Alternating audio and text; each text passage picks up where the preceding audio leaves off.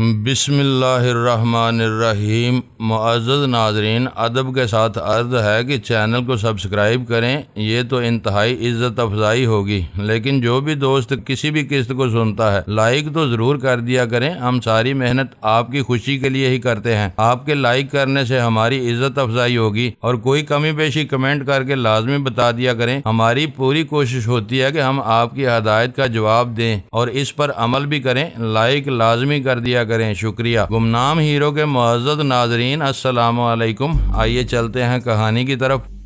تمہارے ساتھ کسی بھی قسم کے حالات پیش آ سکتے ہیں، اگر یہ رقم تمہارے پاس ہوگی تو تم قسم کھا کر اور یہ رقم دکھا کر خود کو سچا ثابت کر سکتے ہو، اور یہ قسم جھوٹی بھی نہیں ہوگی۔ اس میں کوئی شک اور غلط بیانی نہیں کہ یہ رقم ہم نے ہی تمہیں دی ہے، یہ رقم تمہاری حفاظت کرے گی۔ بات اس کی سمجھ میں آ گئی۔ رقم کو جیب میں رکھتے ہوئے اس نے ہمدردانہ لہجے میں کہا، آپ لوگوں نے میری حفاظت اور نجات کا بندوبست تو کر دیا، لیکن اپنے بارے میں بھی کچھ سوچا ہے؟ اگر جزیرے پر پہنچ کر شنی مونگا کے آدمیوں سے سامنا ہو گیا تو کیا کرو گے؟ جب دیکھیں گے، ڈاکٹر مونگ بے پرواہی سے بولا۔ ابھی زنارا آئی لینڈ پر پہنچنے میں کافی وقت باقی ہے، ویسے آنے والی رات میں ہمیں تمہاری مدد کی ضرورت ہوگی۔ یہ رات تو بہرحال ہمیں جزیرے پر ہی گزارنا ہوگی، ہم کل صبح ہی یہاں سے نکل سکیں گے۔ میں تم لوگوں کی ہر قسم کی مدد کے لیے تیار ہوں، وہ دوستانہ انداز میں بولا۔ ویسے یہ بات میری سمجھ میں نہیں آ رہی کہ تم لوگوں نے خود کو جہاز کے مسافروں سے الگ کیوں کر لیا؟ تم تو اس واقعے کے ہیروز ہو، مگر تمہارا انداز اور تیور خاصے الجھے ہوئے ہیں۔ اس کا الجھنا عین فطری تھا، میں نے تسلی بھرے لہجے میں کہا۔ جزیرے پر پہنچ کر ذرا سکون کا سانس لیں تو پھر ہم تمہیں اپنے بارے میں تفصیل سے بتائیں گے۔ بے فکر رہو کہ ہم جرائم پیشہ یا غلط قسم کے لوگ نہیں ہیں۔ تم نہ بتاؤ پھر بھی یہ حقیقت چھپی ہوئی نہیں، وہ مروب لہجے میں بولا۔ اگر تم لوگ غلط ہوتے تو اس جہاز کو ہائی جیکرز کے چنگل سے نہ نکالتے اور 3 اہم افراد کو رہائی نہ دلاتے۔ تمہارا موجودہ طرز عمل کسی مجبوری یا مصلحت کے تحت ہے۔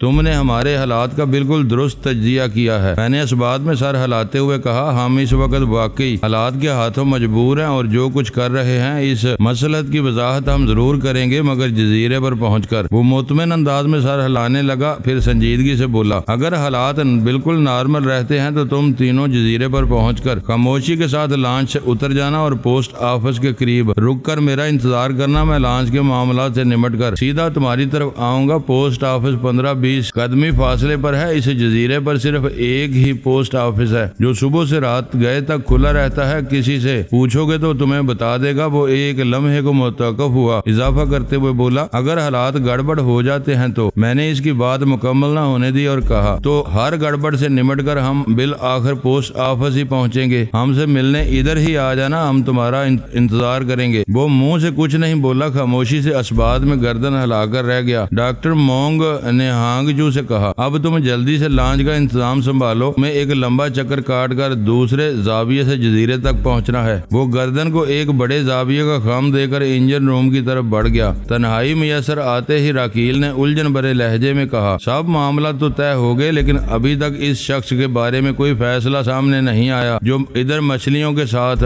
وقت گزار رہا ہے۔ کیا اسے اپنے ساتھ جزیرے پر لے کر جانا مناسب ہوگا؟ راکیل کی بات مکمل ہوئی تو اس کے ساتھ ہی میں نے سوالیہ نظر سے ڈاکٹر مونگ کو دیکھا۔ وہ گمبھیر لہجے میں بولا، اس بدبخت کو جزیرے پر کون لے کر جا رہا ہے؟ تو راکیل پوچھے بنا نہ رہ سکی۔ وہ سنسناتے ہوئے لہجے میں بولا، ہانگ جو لانچ کو دوسرے رخ پر لے جائے، پھر اس شخص کو اس کی گن سمیت سپرد آب کر دیا جائے گا۔ ایک لمحے کے وقفے سے وہ اضافہ کرتے ہوئے بولا، جب انسان کا اس سمندر کی مچھلیوں پر حق ہے تو جواب میں وہ بھی کچھ استحقاق رکھتی ہیں۔ بڑے معنی خیز انداز میں بات ختم کرتے ہوئے اس نے ایک چینی کہاوت کو دہرایا۔ اس کہاوت کا مفہوم کم و بیش یہ بنتا تھا، خاص کم جہاں پاک۔ میں نے بدھ مت کے افراد کو عموماً رقیق القلب اور امن پسند پایا تھا۔ بعض کٹر بدھ بخشو تو ایک چیونٹی کو مارنا بھی گناہ سمجھتے ہیں کہ عظیم بدھا کی یہی تعلیمات ہیں۔ بہرحال اس صورتحال میں عام بدھ کے پیروکاروں میں دکھائی نہیں دیتی۔ مجھے اس مذہب کے ماننے والوں کے قریب رہنے کا بہت موقع ملا ہے۔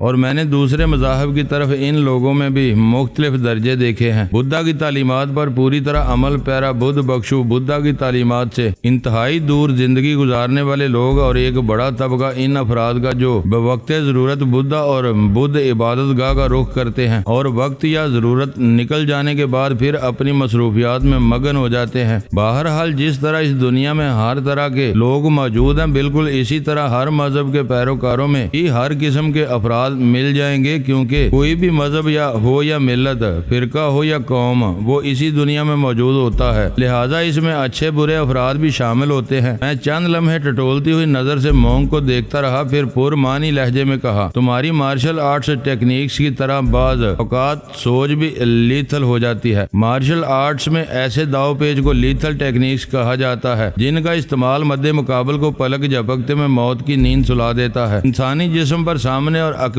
حصے میں ایسے نازک اور حساس مقامات پائے جاتے ہیں جن پر لگنے والی ضرب جان لیوا ثابت ہوتی ہے۔ مارشل آرٹس کی زبان میں یہ مقامات پریشر پوائنٹس کہلاتے ہیں۔ پریشر پوائنٹس کی تعداد 7 ہے، 4 سامنے اور 3 عقب میں۔ ابھی ان پوائنٹس کی وضاحت بھی کروں گا۔ ڈاکٹر مونگ نے میرے سوال کے جواب میں کہا، دشمن صرف دشمن ہوتا ہے، اسے دشمنی کرنے کے لیے کبھی کوئی موقع نہیں دینا چاہیے، ورنہ اپنی زندگی خطرات میں گر جاتی ہے۔ اس کی بات اپنی جگہ درستی، محبت اور جنگ کے اپنے اصول ہیں جن کی پاسداری بہرحال لازمی ہوتی ہے۔ میں کسی انکار یا تکرار کے موڈ میں نہیں تھا، لہذا خاموشی اختیار کر لی۔ پوسٹ آفس خاصے بارونق علاقے میں تھا۔ ہم ٹھیک 6 بجے وہاں پہنچ گئے۔ ہانگ چو نے غلط نہیں کہا تھا، ساحل سے پوسٹ آفس تک بمشکل 15 فٹ کا پیدل کا راستہ تھا۔ زونارا آئی لینڈ تھا ہی کتنا بڑا جو کہیں آنے میں دیر لگتی۔ خدا کا شکر تھا لانچ سے اترتے وقت کوئی ناخوشگوار واقعہ پیش نہ آیا، ورنہ 90% اس بات کا امکان تھا کہ جزیرے پر قدم رکھتے ہی شی مونگا کے گروہ سے ٹکراؤ ہو جائے گا۔ ہم نے 6:30 بجے تک ادھر ادھر ٹہل کر ہانگ چو کا انتظار کیا، پھر ایک متوسط ریسٹورنٹ میں جا بیٹھے۔ وہاں سے پوسٹ آفس کا مین گیٹ بڑی وضاحت سے دکھائی دیتا تھا۔ اس وقت تک اندھیرا پھیلنا شروع ہو گیا تھا اور فضا میں اچھی خاصی کنکی رچ بس گئی تھی۔ ڈاکٹر مونگ نے ویٹرس کو 3 کافی کا آرڈر دے دیا تو راکیل نے تشویش بھرے لہجے میں کہا، مجھے تو لگتا ہے ہانگ چو اب کبھی واپس نہیں آئے گا، بیچارہ ہماری وجہ سے ایک مصیبت کو گلے لگا بیٹھا ہے، اس کا انتظار کرنے کا کوئی فائدہ نہیں۔ تمہاری سوچ سے مایوسی چھلکتی ہے۔ ڈاکٹر مونگ نے تنبیہ کرنے والے انداز میں کہا، میں محسوس کر رہا ہوں موجودہ حالات نے تمہارے اعصاب کو بری طرح متاثر کیا ہے۔ سیٹل پہنچ کر تمہیں چند روز مکمل آرام کرنا چاہیے۔ وہ ڈاکٹر مونگ رفوشے سے نظر چرا کر دوسری جانب دیکھنے لگی، اس کے انداز میں کھسیاہٹ تھی۔ میں نے کہا، ہمیں ہانگ چو کی طرف سے بدگمان نہیں ہونا چاہیے۔ میں نے اس کی آنکھوں میں وفاداری اور جیداری کے آثار دیکھے ہیں۔ ممکن ہے وہ کسی اہم مسئلے میں الجھ گیا ہو، اس لیے آنے میں دیر ہو گئی۔ ہاں تم ٹھیک کہتے ہو، ڈاکٹر مونگ اس بات میں گردن ہلاتے ہوئے بولا۔ امکانات کو ہمیشہ ذہن میں رکھنا چاہیے۔ ایک لمحے کا توقف دے کر اس نے اضافہ کرتے ہوئے کہا، اگر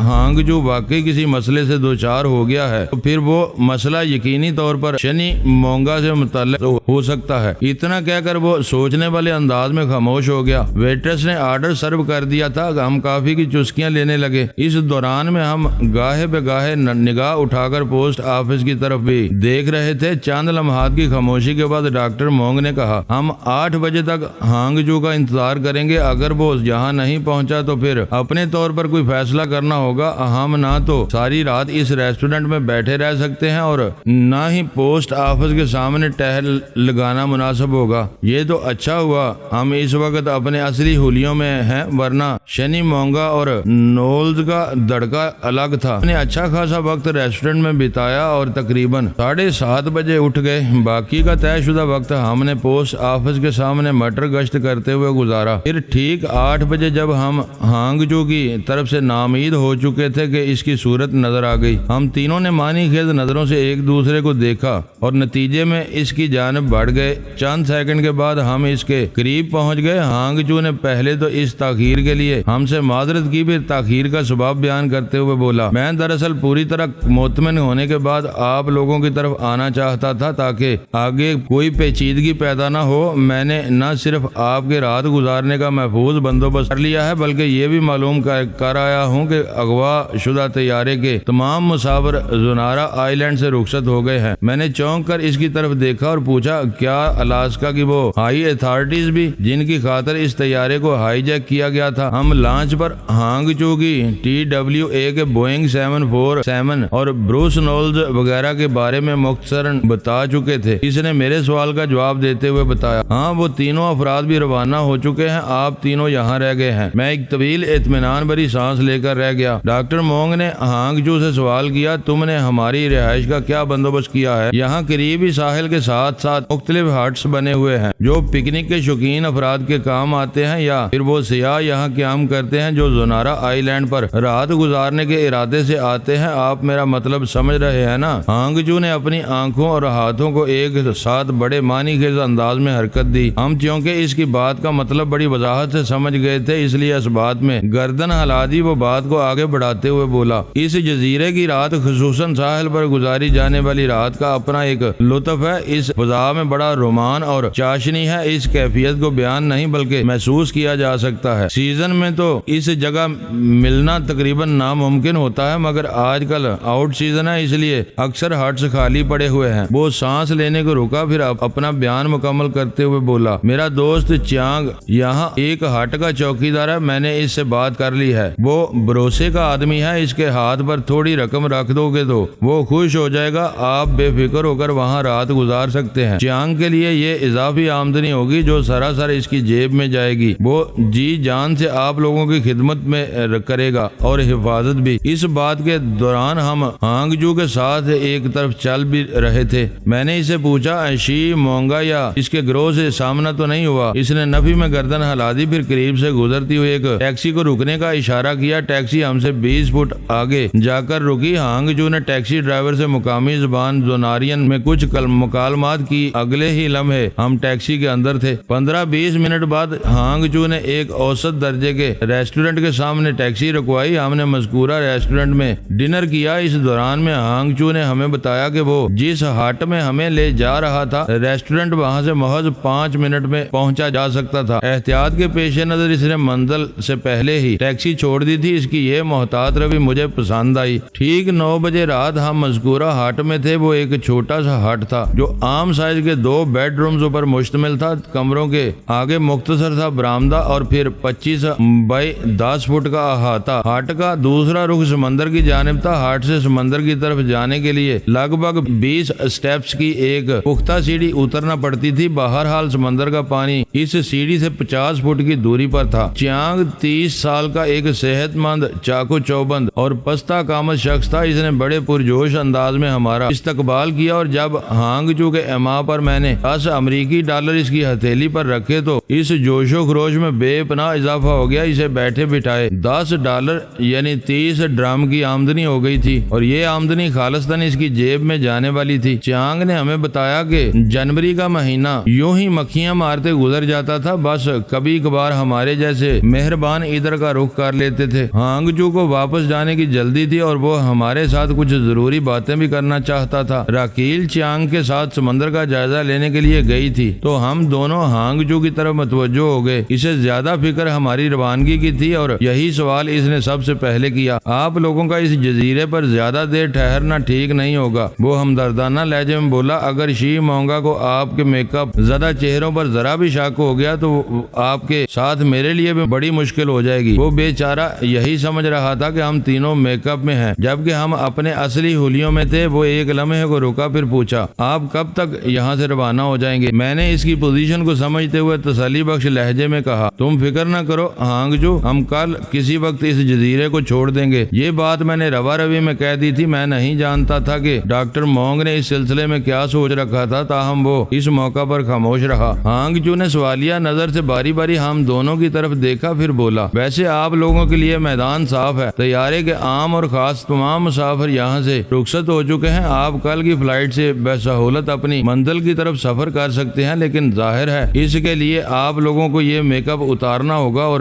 اس نے ادھورا جملہ چھوڑا، پھر بڑے رازدارانہ انداز میں بولا، اگر آپ لوگ انہی تبدیلیوں شدہ ہولیوں میں سفر کا ارادہ رکھتے ہیں تو بھی میں آپ کے لیے ایک راہ نکال سکتا ہوں۔ میں نے اور ڈاکٹر مونگ نے ہانگ جو کی طرف سوالیہ نظروں سے دیکھا، پھر پوری طرح متوجہ ہو گئے۔ وہ ہماری نگاہوں سے جھلکتے استفسار کو سمجھ گیا اور وضاحت کرتے ہوئے بولا، کل دوپہر کے بعد 2 بجے نارویجن کروز لائن کا ایک شپ زونارا آئی لینڈ سے لاس اینجلس روانہ ہونے والا ہے۔ SS ناروے نامی یہ دیو ہے شکل۔ بحری جہاز دنیا کا سب سے بڑا مسافر بردار جہاز سمجھا جاتا ہے۔ میں کوشش کر کے ایس ایس ناروے میں آپ لوگوں کو فٹ کروا سکتا ہوں۔ اس سے اتنا تو ہوگا کہ تم USA میں داخل ہو جاؤ گے، سیٹل میں نہ صحیح لاس اینجلس ہی صحیح۔ میرا خیال ہے آپ لوگوں کے لیے آگے کوئی مسئلہ نہیں رہے گا۔ ہانگ جو خاموش ہو کر سوالیہ نظر سے ہمیں تکنے لگا۔ وہ ایک اچھا آئیڈیا پیش کر رہا تھا۔ ہم دونوں نے مانی خیز نگاہوں سے ایک دوسرے کو دیکھا۔ ہماری نگاہوں میں اس وقت ایک ہی مفہوم بسا ہوا تھا، اور وہ یہ کہ نارویجن کروز لائن کے بحری جہاز میں ہم اپنی اصل شکل صورت سے سفر کر سکتے تھے۔ میں نے ہانگ جو سے پوچھا، کل دوپہر 2 بجے زنارا آئی لینڈ سے روانہ ہونے والا SS ناروے ہمیں کب لاس اینجلس پہنچائے گا؟ کم و بیش 1 ہفتہ تو لگے گا، اس نے جواب دیا۔ میں نے سرے دست نفی میں گردن ہلا دی، پھر تو بیکار ہے، بحری جہاز کی رفتار بہت زیادہ نہیں ہوتی، ہانگ چو بتانے لگا۔ SS ناروے نے آسٹریلیا سے اپنے سفر کا آغاز کیا ہے، پھر مارشل آئی لینڈ، مڈ وے آئی لینڈ، ہوائن آئی لینڈ سے ہوتے ہوئے وہ زنارا آئی لینڈ پہنچا ہے۔ اب یہاں سے سیدھا لاس اینجلس جائے گا۔ لانگ روٹ کے بحری جہازوں کو مہینوں سمندری سفر میں مصروف رہنا پڑتا ہے۔ سمندر اور سمندری ذرائع آمد و رفت کے بارے میں تمہاری معلومات قابل رشک ہیں مسٹر ہانگجو، میں نے ستائشی لہجے میں کہا۔ وہ گہری سنجیدگی سے بولا، یہ میرا پروفیشن ہے، میرا پورا دن سمندر میں گزرتا ہے، اس قسم کی معلومات تو رکھنا پڑتی ہے نا۔ ٹھیک ہے ہانگجو، ڈاکٹر مونگ نے کہا، ہم آج رات میں سوچ بچار کر کے کسی فیصلے پر پہنچ جائیں گے۔ صبح تمہیں بتا دیں گے کہ ہم بائی سی سفر کا ارادہ رکھتے ہیں یا بائی ایئر۔ ایک لمحے کا توقف کرنے کے بعد اس نے اضافہ کیا، ویسے تم نے ابھی تک یہ نہیں بتایا کہ کل ہم اگر بائی ایئر جانا چاہیں تو کس فلائٹ سے سفر ممکن ہے اور کتنے بجے؟ ہانگجو نے جواب دیا، کل صبح مقامی ایئر لائنز کی ایک ایئر بس A330 یہاں سے ٹھیک 8 بجے پرواز کرے گی۔ اس فلائٹ کی منزل سیٹل ہے۔ میں نے بہت سارے شکریہ کے ساتھ ہانگجو کو رخصت کر دیا۔ جاتے ہوئے میں نے اسے یہ بات سمجھا دی تھی کہ ہم مذکورہ ایئر بس سے سفر کرنے کا ارادہ نہیں رکھتے، لہٰذا وہ ہمیں الگ صبح تنگ کرنے کی کوشش نہ کرے۔ ہم اپنی روانگی کے بارے میں اسے بعد میں خود بتا دیں گے۔ میں نے اس بات کا خاص طور پر خیال رکھا تھا کہ وہ خالی ہاتھ رخصت نہ ہو۔ اس کے نہ کرنے کے باوجود بھی میں نے اسے $200 زبردستی تھما دیے۔ اس نے جس طرح ہم سے تعاون کیا اور جس طرح ہمارے کام آ رہا تھا، یہ رقم اس کا معاوضہ نہیں تھی، یہ تو ایک تحفہ تھا جو ہم نے اپنے اجنبی مخلص اور دوست پیشہ میزبان کو پیش کیا تھا۔ اس رقم کو وہ مقامی کرنسی میں بدلتا تو یہ 600 ڈرم ہوتے۔ ہانگجو کے جانے کے بعد میں نے ڈاکٹر مونگ سے پوچھا، تم کافی دیر سے گہری سوچ میں ہو، کیا بچار ہو رہی ہے؟ اس کی سنجیدگی میں کوئی فرق نہ آیا، اپنے مخصوص لہجے میں بولا، میں اس وقت صرف تمہارے بارے میں سوچ رہا ہوں۔ میرے بارے میں کیا سوچ رہے ہو دوست؟ ہانگجو سے ہونے والی تمہاری باتوں سے میں نے اندازہ لگایا ہے کہ تم کل صبح 8 بجے بورونارا ایئرپورٹ سے روانہ ہونے والی ایئر بس میں سفر کرنے کا کوئی ارادہ نہیں رکھتے۔ بحری جہاز پر سوار ہونے سے پہلے بھی تم انکاری ہو، اس سے تو یہی ظاہر ہوتا ہے کہ تم زنارا آئی لینڈ پر چند روز قیام کے بارے میں سوچ رہے ہو۔ یہ تم کیا کہہ رہے ہو ڈاکٹر مونگ؟ میں نے الجھن زدہ لہجے میں کہا۔ وہ بدستور سنجیدہ لہجے میں بولا، میں نے جو محسوس کیا وہی کہہ رہا ہوں۔ تم جانتے ہو ڈاکٹر مونگ، میں پہلی فرصت میں نیو یارک پہنچنا چاہتا ہوں، میں نے وضاحت کرتے ہوئے کہا۔ SS ناروے نامی وہ کروز لائن 1 ہفتے تک مجھے سمندر کے بیچ سوالیہ نشان کے مانند لٹکائے رکھے گا۔ میں ایسے کسی بھی سست رفتار ذریعہ سفر کا متحمل نہیں ہو سکتا۔ وہ قدرے شاکی لہجے میں بولا، اور سیٹل جانے والی ایئر بس میں کیا خرابی ہے؟ وہ میں گڑبڑا گیا، وہ تو میں نے ایسے ہی ہانگجو کو ٹالنے کے لیے کہہ دیا تھا۔ اس کا مطلب ہے تم سیٹل جانے سے سراسر انکاری نہیں ہو؟ وہ میری آنکھوں میں ڈوبتے ہوئے بولا، اگر میں ادھر کا رخ کرنا چاہوں تو تم میرا ساتھ دو گے؟ میں نے دامن بچانے کی کوشش کرتے ہوئے کہا، اس بارے میں سوچا جا سکتا ہے۔ وہ ایک پرمانی ہنکارا بھر کر رہ گیا۔ میں نے اس کا دھیان بٹانے کی خاطر گفتگو کا زاویہ بدل دیا۔ ڈاکٹر مونگ نے ہانگجو کی لانچ پر مجھ سے وعدہ کیا تھا کہ جزیرے پر پہنچتے ہی تم مجھے میرے حال پر چھوڑ دو گے۔ میں اگر نیو یارک جانا چاہتا ہوں تو تم مجھے روکنے کی کوشش نہیں کرو گے۔ میں اپنے وعدے پر قائم ہوں، وہ ٹھوس لہجے میں بولا۔ تم میری طرف سے آزاد ہو، نیو یارک جاؤ یا میکسیکو، میں تمہاری راہ میں رکاوٹ کھڑی نہیں کروں گا۔ اور یہ تو تمہیں بھی اندازہ ہے کہ تم اکیلے اس جزیرے سے کہیں نہیں جا سکتے، تمہیں بہرحال میری مدد کی ضرورت ہے۔ میں نے اس کے چہرے پر نظر گاڑتے ہوئے کہا، یہ مدد میں نے تم سے مانگی تھی، مگر اس سلسلے میں بھی تم نے یہی کہا تھا۔ زنارا آئی لینڈ پہنچنے کے بعد ہم اس موضوع پر بات کریں گے۔ ایک لمحے کا توقف کر کے میں نے یاد دہانی کے انداز میں کہا، اور اس وقت ہم زنارا آئی لینڈ پر ہی ہیں۔ وہ چند لمحات لمحات تک سوچتی ہوئی نظروں سے مجھے دیکھتا رہا، پھر ٹھہرے ہوئے لہجے میں بولا، مجھے اپنی کہی ہوئی ایک ایک بات یاد ہے، ہم اس جزیرے سے نکل جائیں، پھر مجھ سے جو بن پڑا میں تمہارے نیو یارک جانے کے سلسلے میں ضرور کروں گا۔ میں ڈاکٹر مونگ رینپوچے کے ارادوں کو بڑی اچھی طرح بانپ چکا تھا۔ وہ پہلی اور آخری کوشش کر کے مجھے اپنے بڑوں کے پاس سیٹل پہنچانا چاہتا تھا۔ اس نے ہانگ چو کی لانچ پر جاپان جانے والی جو بات کی تھی، میں وثوق سے نہیں کہہ سکتا کہ وہ اس کے بڑوں کا حکم تھا یا خود ڈاکٹر مونگ کی اپنی تجویز۔ ڈاکٹر کی بات کو نظر انداز کرنا مشکل تھا۔ میں نے جب سنجیدگی سے موجودہ حالات کا تجزیہ کیا تو مجھے بھی یہی بات موزوں اور درست لگی کہ پہلے کسی بھی صورت مجھے اسٹیٹس میں داخل ہو جانا چاہیے۔ ڈاکٹر مونگ کے مطابق اور راکیل دونوں دوست تھے اور واشنگٹن کے علاقے سیٹل سے تعلق رکھتے تھے۔ ہمارے تمام ضروری کاغذات اسی مناسبت سے تیار کروائے گئے تھے۔ یو ایس اے میں داخل ہونے کے بعد ہم صرف اپنی آئی ڈی پر ایک اسٹیٹ سے دوسری اسٹیٹ تک یہ بسہولت سفر کر سکتے تھے۔ اسٹیٹس میں آئی ڈی ایک شناخت کی حیثیت رکھتی ہے۔ اس کی مختلف صورتیں ہیں، آپ کا کسی بھی قسم کا شناختی کارڈ، آپ کا ڈرائیونگ لائسنس وغیرہ۔ آپ کی آئی ڈی اسٹیٹس قوانین کی نظر میں آپ کو قابل بھروسہ بنا دیتی ہے، گویا آئی ڈی آپ کے اوکے ہونے کا ثبوت ہے۔ پتہ نہیں کیا بات تھی کہ میں ڈاکٹر مونگ سے جتنا کٹنے کی کوشش کر رہا تھا، حالات اتنا ہی زیادہ مجھے اس سے نتھی کرتے چلے جا رہے تھے۔ اس سے کٹنے یا دور ہونے کا سبب ہرگز یہ نہیں تھا کہ خدا نخواستہ اس نے مجھے کوئی نقصان پہنچایا تھا یا میرے اپنے دل میں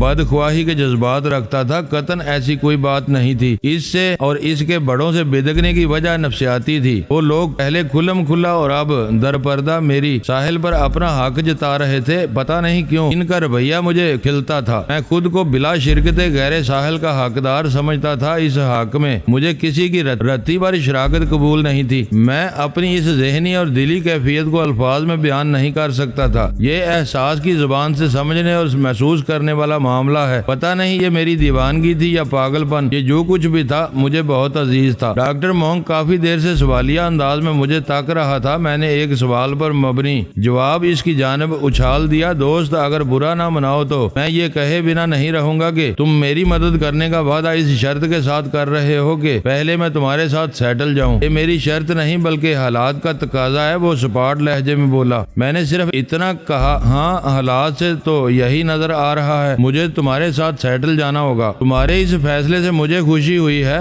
وہ فاتحانہ مسکراہٹ اپنے ہونٹوں پر سجاتے ہوئے بولا۔ اگر لارڈ بدھا کی مرضی ہوئی تو ہم صبح 8 بجے والی ایئر بس سے سیٹل کے لیے پرواز کر جائیں گے۔ کیسے؟ وہ اتنا کہہ کر رکا، پھر ڈرامائی انداز میں بولا، یہ سارے بکھیڑے تو مجھ پر چھوڑ دو، اس سلسلے میں تو دماغ کو تھکانے کی ضرورت نہیں، آرام سے نیند پوری کرو، سب ٹھیک ہو جائے گا۔ میں نے اسے یہ پوچھنا ضروری نہیں سمجھا کہ یہ سب کیسے ٹھیک ہو جائے گا۔ یقیناً اس کے ذہن میں کوئی ٹھوس منصوبہ ہوگا، ورنہ وہ اتنے وثوق سے یہ بات نہ کرتا۔ میں نے اس کے پچھلے پروگرام پر بھی ایک لفظ نہ کہا کہ وہ جاپان جانے کا ارادہ کیا ہوا۔ اس کے پاس ایک ریڈی میڈ وضاحت موجود تھی۔ وہ اپنے بڑوں کی آڑ میں صاف بچ نکلتا۔ وہ اٹھ کر کھڑا ہو گیا اور تاکیدی لہجے میں بولا، میں دوسرے کمرے میں سونے جا رہا ہوں۔ راکیل سے کہا وہ بھی سکون سے سو جائے، صبح ہمیں بہت جلدی اٹھنا ہوگا۔ راکیل کو تو اپنے کمرے میں سلا لو تو اچھا ہے، وہ باتوں میں لگ گئی تو آنکھوں میں رات کٹ جائے گی۔ میں نے کہا تم سے وہ ڈری سہمی رہتی ہے، تم قریب موجود ہوگے تو خاموشی سے دبک کر سو جائے گی۔ اوکے۔ وہ ہٹ کی سیڑھیوں والے حصے کی جانب دیکھتے ہوئے بولا، وہ آ رہی ہے، میں اسے اپنے ساتھ لے جاتا ہوں۔ بات ختم کرتے ہی وہ اس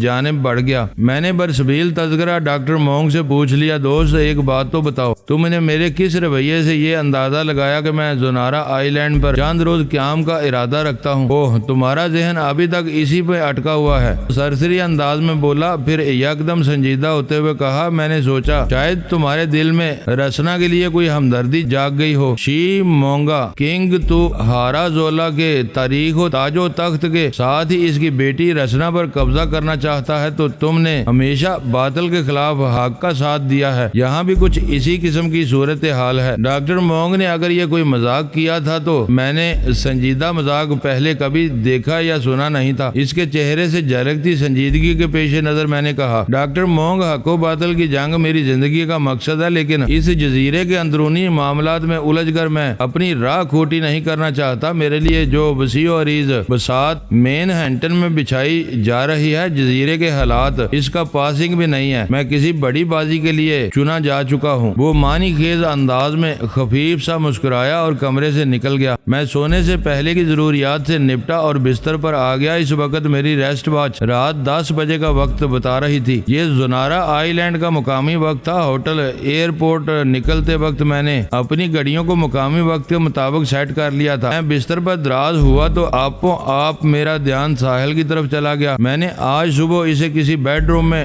حالت نیند میں تصور کی نگاہ سے دیکھا تھا۔ بعد میں ڈاکٹر مونگ کی زبانی مجھے پتا چلا کہ اسے مین ہینٹن پہنچا دیا گیا ہے۔ ایک بات میرے ذہن کو برابر الجھا رہی تھی، فیئر بینک سے اگر ساحل کو ڈائریکٹ مین ہینٹن لایا جاتا تو زیادہ سے زیادہ 10 گھنٹے صرف ہوتے، جبکہ یہاں وقت کی ایک بہت بڑی خلیج دکھائی دیتی تھی۔ میں نے رینالی کے ہاربر لاج میں صبح 3 بجے ساحل کو کسی طیارے میں سوار دیکھا تھا۔ پھر تقریباً 19 گھنٹے بعد جبکہ میں TWA کے طیارے میں ڈاکٹر مونگ اور راکیل کے درمیان بیٹھا تھا تو نگاہ تصور نے مجھے ساحل کو کسی طیارے سے نکل کر ایک ایئرپورٹ کی عمارت میں داخل ہوتے دکھایا تھا، اور اس کے بعد کم و بیش 9 گھنٹے بعد یعنی آج صبح وہ مجھے کسی بیڈ روم میں دکھائی دی۔ یہ اعداد و شمار اور وقت کا حساب تو یہی ظاہر کرتا تھا کہ اسے براہ راست الاسکا سے نیو یارک نہیں لایا گیا تھا۔ بہرحال یہ بات خاصی تشویشناک تھی کہ وہ دوبارہ ربی موشے ہائمن کے چنگل میں جا پھنسی تھی۔ میرے دل میں شدت سے یہ خواہش ابھری کہ مجھے اسی وقت ساحل تک تصوراتی رسائی حاصل کرنا چاہیے تاکہ یہ معلوم ہو سکے کہ وہ کس حال میں ہے۔ کیا پتہ اس کوشش کے نتیجے میں یہ بھی معلوم ہو جاتا کہ وہ اس وقت مین ہینٹن میں کہاں موجود ہے۔ میں اٹھ کر بیٹھ گیا۔ 8 کا چوکیدار باہر برآمدے میں موجود تھا۔ میں نے اسے پیشکش کی تھی کہ وہ بھی میرے والے کمرے میں بستر لگا لے، لیکن اس نے یہ کہہ کر صاف انکار کر دیا کہ وہ برآمدے ہی میں ٹھیک ہے۔ اگر ہماری حفاظت کے سلسلے میں اس سے کوئی کوتاہی ہو گئی تو وہ ہانگ چو کو کیا جواب دے گا۔ چیانگ نہایت ہی فرد شناس چوکیدار تھا۔ راکیل اور ڈاکٹر مونگ دوسرے کمرے میں تھے۔ میں نے چند لمحات تک کمرے میں موجود ہر شے کا تنقیدی جائزہ لیا، پھر ایک کرسی پر نیم دراز ہو کر ساحل تک پہنچنے کی کوشش کرنے لگا۔ اس وقت میری تمام تر توجہ کا مرکز باطنی آنکھ یعنی پینل گلینڈ تھا۔ انسان کی پیشانی کے عین وسط میں دماغ کے سامنے والے حصے پر موجود یہ گلینڈ بڑے کام کی چیز ہے۔ میں چی کی ایڈوانس مشقوں کے ذریعے پینل گلینڈ کو بیدار کر چکا تھا۔ اب اس نے میرا کہنا ماننا شروع کر دیا تھا۔ میں اس تھرڈ آئی کے تجربات سے گزر رہا تھا، لیکن پتہ نہیں کیا بات تھی، اس وقت تصور قائم کرنے میں مجھے کامیابی حاصل نہیں ہو پا رہی تھی۔ پینل گلینڈ مجھ سے تعاون پر آمادہ نہیں تھا۔ مجھے سخت حیرت کے ساتھ ہی انتہائی کوفت بھی محسوس ہوئی۔ پھر جلد ہی پینل گلینڈ کے عدم تعاون کا سبب بھی میری سمجھ میں آ گیا۔ میں اس وقت بہت زیادہ تھکا ہوا تھا، نیند سے آنکھیں بوجھل ہو رہی تھی اور اعصاب بھی ایک دم کشیدہ تھے۔ میں نے ایک پرسکون نیند لینے کا فیصلہ کیا اور کرسی کو چھوڑ کر بستر پر آ گیا۔ پھر میں نے اپنے دماغ کو صبح 3 بجے تک نہایت ہی میٹھی اور گہری نیند کی ہدایت دی اور بدن کو ڈھیلا چھوڑ دیا۔ اگر میں 5 گھنٹے کی بھرپور نیند لے لیتا تو میرے اعصاب چاقو چوبند ہو جاتے۔ سوچتے نیند کی گداز باہوں نے مجھے اپنی مہربان گرفت میں لے لیا۔ ٹھیک 3 بجے میری آنکھ کھل گئی۔ نیند پوری ہونے کی وجہ سے بدن ہلکا پھلکا اور اعصاب مستعد ہو گئے تھے۔ میں نے اپنے دماغ کو بیدار اور حشاش بشاش پایا۔ 5 منٹ کے اندر میں اپنے مشق بلکہ عمل کے لیے تیار ہو چکا تھا۔ میں نے ایک آرام دہ پوزیشن میں بیٹھ کر ساحل کا تصور کیا اور اس مرتبہ پینل گلینڈ نے کسی چراغی جن کے مانند میرے حکم کی تعمیل کی۔ میں پینل گلینڈ کی تیز رفتاری پر حیرت زدہ رہ گیا۔ ادھر میں نے ساحل کے خال و خط کو اپنے ذہن میں ابھارا، ادھر میں ساحل کے ماحول میں پہنچ گیا، لیکن اگلے ہی لمحے مجھے اپنے تصور کی نگاہ کو بند کرنا پڑا۔ ساحل کسی واش روم میں شاور لے رہی تھی۔ تصور کی نگاہ بند ہوئی تو ظاہر آنکھ کھل گئی۔ میں ایک طویل سانس لے کر رہ گیا۔ اس سانس میں کامیابی کا مخصوص نشہ اور ترنگ شامل تھی۔ میں نے ریسٹ واچ پر نظر ڈالی، وہ 3:10 کا وقت بتا رہی تھی۔ یہ زنارا آئی لینڈ کا مقامی وقت تھا۔ ٹائم زون کے حساب سے اس وقت نیو یارک میں صبح کے 8:30 بج رہے تھے۔ اس کا مطلب یہی تھا کہ جب میں نے صبح ہوٹل ایئرپورٹ میں ساحل تک تصوراتی رسائی حاصل کی تھی تو نیو یارک میں لگ بھگ دوپہر کا وقت تھا۔ دن میں ساحل کا کسی کاؤچ پر گہری نیند میں ہونا بڑی تشویش کی بات تھی، تاہم یہ تشویش حالیہ تجربے کے بعد جاتی رہی تھی کہ ساحل اس وقت پورے ہوش و حواس سے غسل میں مصروف تھی۔ معزز ناظرین، لائک کریں، شیئر کریں اور کمنٹس باکس میں پاک آرمی زندہ باد، پاکستان پائندہ باد کا نعرہ ضرور درج کر کے اپنے ملک پر فخر کریں اور پاکستان کی بنیادیں مضبوط کرنے میں اپنا کردار ادا کریں۔ ویڈیو دیکھنے کا شکریہ۔ معزز ناظرین، اپنا خیال رکھیے گا اور ہمارے چینل کا بھی۔ ISI پاک آرمی زندہ باد، پاکستان پائندہ باد۔